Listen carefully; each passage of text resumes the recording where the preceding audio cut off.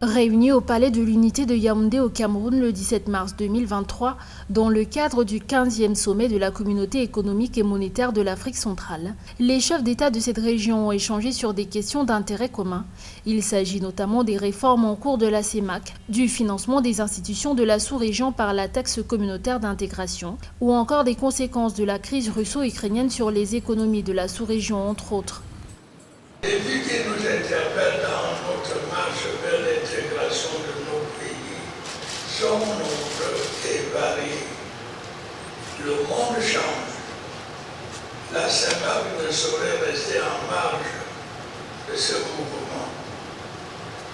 La finance des réformes structurelles que nous avons entreprises dans le cadre du programme de réformes économiques et financières de la CEMAC trouve sa justification dans notre prise de conscience des mutations profondes en cours dans le monde et dans notre sous-région.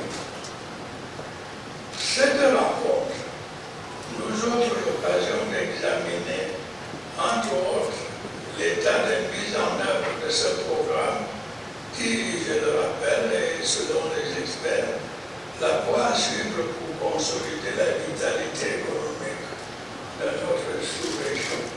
En 2023, la croissance de la zone CEMAC devrait se situer à 3,3% contre 3,5% en 2022, selon les données officielles.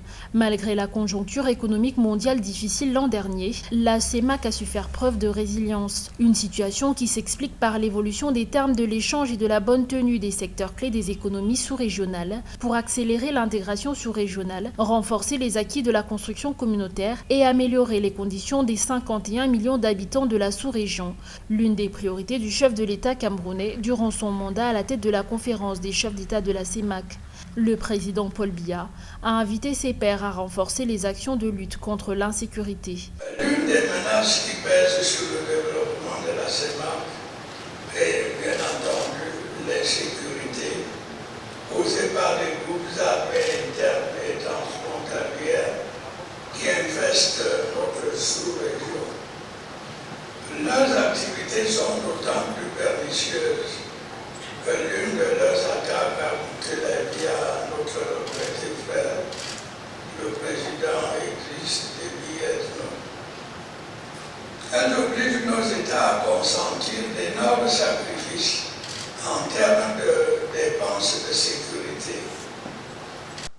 Le sommet de Yaoundé aura montré une fois encore l'esprit de solidarité, l'atout majeur de la CEMAC. Cette cohésion s'est traduite dans les actes par la prise d'importantes résolutions et des audiences accordées par le président camerounais et ses homologues, Mahamat Idriss Déby du Tchad, Ali Bongo du Gabon.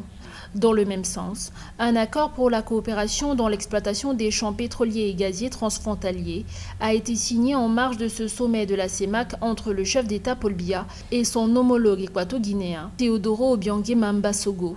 Au terme des travaux, le président Paul Biya, président en exercice de la conférence des chefs d'État de la CEMAC depuis le 24 mars 2019, a passé le témoin au président de la République centrafricaine, Faustin Archange Touadéra.